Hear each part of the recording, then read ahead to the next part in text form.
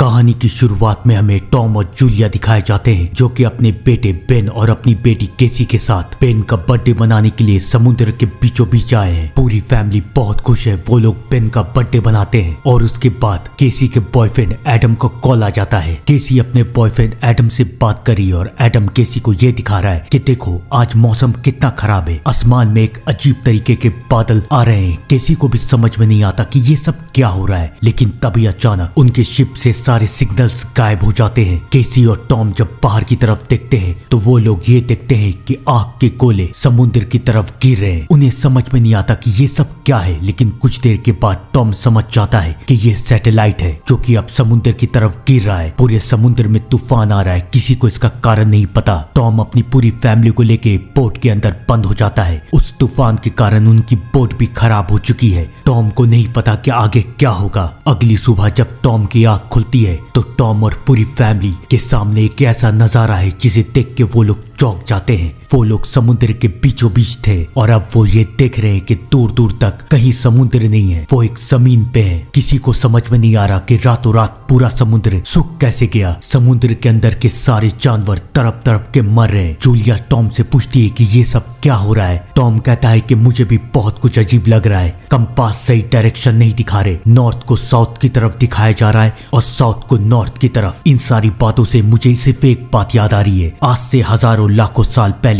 यही काम हुआ था जब मैग्नेटिक पोल्स अचानक रातों रात बदल गए थे। इसका मतलब ये हुआ कि जहां पर पानी है वहां पर जमीन आ गई और जहां पर जमीन है वहां पर अचानक पानी आ गया। अचानक पानी और जमीन ने अपनी जगह बदल ली। ये सुन के कैसी बहुत डर रही है, क्योंकि अगर समुद्र का सारा पानी शहर की तरफ जा चुका है तो शहर वाले कैसे बचेंगे। पूरा का पूरा शहर डूब जाएगा और उसके साथ उसका बॉयफ्रेंड एडम भी। जूलिया अपनी बेटी को समझाने की कोशिश करती है कि सब कुछ ठीक हो जाएगा। टॉम रेडियो को ऑन करके मदद मांगने की कोशिश कर रहा है और तभी उसकी बात एक दूसरे कैप्टन नोआ से होती है। नोआ भी टॉम को वही बताता है जो बात टॉम को पहले से पता थी। टॉम नोआ से मदद मांगता है। नोआ कहता है कि मेरे शिप में 2 लोगों की जगह और है। टॉम और जूलिया ये तय करते हैं कि वो अपने बच्चों को बचाएंगे। अब उन्हें नोआ तक पहुंचना था। नोआ उसे अपने तक आने का रास्ता बताता है। टॉम ये देखता है कि उनसे और नोआ की दूरी 3 दिन की है। नोआ टॉम को यह भी समझाता है कि उसके हिसाब से 1 हफ्ते के अंदर पानी अपनी जगह पे वापस आ जाएगा, यानी कि उनके पास बस 1 हफ्ता है नोआ तक पहुंचने के लिए। टॉम अपनी बीवी जूलिया से कहता है कि फिक्र मत करो, हम कल सुबह यहाँ से निकल जाएंगे। लेकिन टॉम को पता नहीं था कि मुसीबत तो अब शुरू होगी। अचानक टॉम ये दिखता है कि एक आदमी उसकी बोट की तरफ बढ़ रहा है। टॉम को ऐसा लगता है कि शायद वो बेचारा मुसीबत में फंसा हुआ है। वो उसके पास जाता है। वो आदमी टॉम को देख के कुछ कह रहा है, लेकिन टॉम को उसकी भाषा समझ में नहीं आ रही। वो उसे पानी देता है। वो आदमी पानी पीता है। जूलिया भी तब तक नीचे आ जाती है, लेकिन उसके बाद वो आदमी जूलिया के सामने टॉम पे हमला कर देता है और टॉम को मार देता है। ये देख के जूलिया डर जाती है। वो समझ जाती है कि वो आदमी जूलिया और उसके बच्चों को भी जिंदा नहीं छोड़ेगा। वो बोट की तरफ भागती है। वो अपने बच्चों को बेसमेंट में छुपाती है। बोट के सारे दरवाजे बंद कर देती है, लेकिन वो आदमी बोट के अंदर घुस जाता है। जूलिया उस आदमी से बचने की बहुत कोशिश करती है, लेकिन आखिरकार वो आदमी जूलिया तक पहुंच जाता है और वो अब जूलिया को मारने वाला है। लेकिन इससे पहले वो जूलिया को मार पाता, जूलिया की बेटी कैसी फ्लेयर गन से उस आदमी के ऊपर हमला कर देती है। वो आदमी तो सिर्फ घायल होता है, लेकिन पूरे बोट में आग लग जाती है। जूलिया अपने बच्चों को लेके बोट से बाहर निकलती है। उसके बच्चे भी अपने पापा को देखते हैं और वो बहुत रो रहे हैं। लेकिन तभी जूलिया ये दिखती है कि वो आदमी भी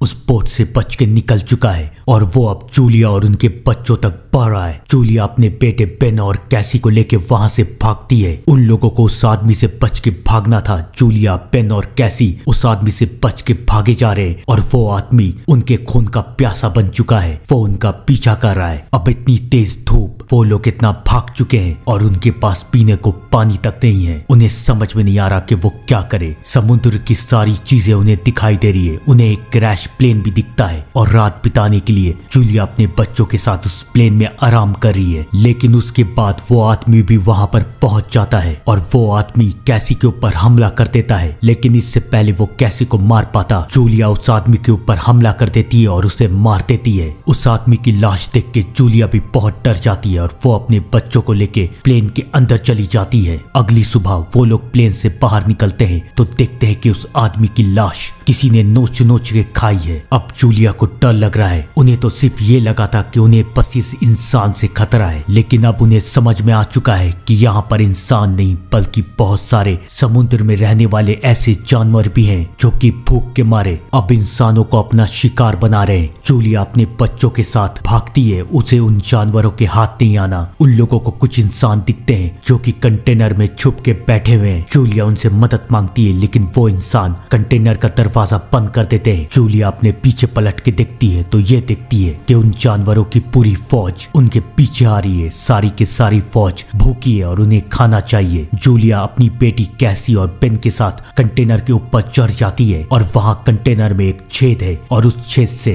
वो सारे जानवर कंटेनर के अंदर घुस जाते हैं और वहां पे मौजूद हर एक आदमी को कच्चा चबा जाते हैं। वो लोग जूलिया के पैर पे भी हमला कर देते हैं। जूलिया भी घायल हो जाती है और जूलिया बेहोश हो जाती है। जूलिया की आंख जब खुलती है तो जूलिया ये देखती है कि वो जानवर सब कुछ खा के वहां से जा चुके हैं। बहुत तूफान आ रहा है लेकिन उसका बेटा बेन या कैसी वहां कोई भी नहीं है। कुछ देर के बाद वहां पर बेन और कैसी आते हैं और वो जूलिया को बताते हैं कि वो मदद मांगने गए थे। अब तूफान थम चुका है। जूलिया कंटेनर के अंदर जाके पीने के लिए पानी, गन्स और रेडियो का इंतजाम करती है। वो नोआ से रेडियो में बात करती है। नोआ की भी हालत बहुत खराब है। नोआ जूलिया को अपने तक पहुंचने का रास्ता दिखाता है। अब जूलिया अपने बच्चों को लेके नोआ के पास जा रही है। वो लोग चट्टानों के बीच से होते हुए नोआ की तरफ जा रहे हैं, लेकिन अभी मुसीबत खत्म कहाँ हुई थी। चट्टानों के पत्थर टूटने लगते हैं और इसी बीच जूलिया अपने बच्चों से अलग हो जाती है। जूलिया कैसी को समझाती है कि बेन को लेके यहाँ से जाओ, मैं तुम तक पहुंच जाऊंगी। जूलिया ये समझ जाती है कि वो अब बचेगी नहीं। कैसी अपने भाई बेन को लेके नोआ तक पहुंचती है। नोआ की हालत भी बहुत खराब है, वो अब बचेगा नहीं। नोआ कैसी को कहता है कि समुद्र अपने टाइम से पहले अपनी जगह पे वापस आ रहा है, सिर्फ कुछ मिनट की बात है और समुद्र फिर से अपनी जगह पे वापस आ जाएगा। कैसी समझ जाती है कि उसके पास बहुत कम वक्त है। वो अपनी माँ को बचाने के लिए उसके पास जा रही है और वहाँ चट्टानों के बीच जूलिया के पास वो जानवर भी आ जाते हैं। वो जूलिया की तरफ बढ़ रहे हैं। जूलिया उन्हें मार रही है लेकिन अब उसकी गोली खत्म हो चुकी है। इससे पहले वो जानवर जूलिया को मार पाते वहाँ पर कैसी आ जाती है और कैसी जूलिया को बचा लेती है। जूलिया कैसी को लेके शिप की तरफ जाती है। अब नोआ मर चुका है और जूलिया अपने बच्चों को लेके शिप के अंदर जाती है। उन जानवरों ने चारों तरफ से शिप को घेर लिया है। पहले वो नोआ को खाते हैं और अब वो शिप के अंदर घुसने की कोशिश कर रहे हैं। जूलिया बहुत डर रही है क्योंकि उसे मालूम है कि बोट के नाजुक से शीशे उन जानवरों को ज्यादा देर तक रोक नहीं पाएंगे और अगर वो अंदर आए तो अंजाम बस एक होगा, एक खौफनाक मौत। लेकिन किस्मत उन पे मेहरबान थी क्योंकि उसी वक्त जूलिया ये देखती है कि समुद्र अपनी जगह पे वापस आ रहा है। समुद्र अपनी जगह पे वापस आता है। शिप एक बार फिर से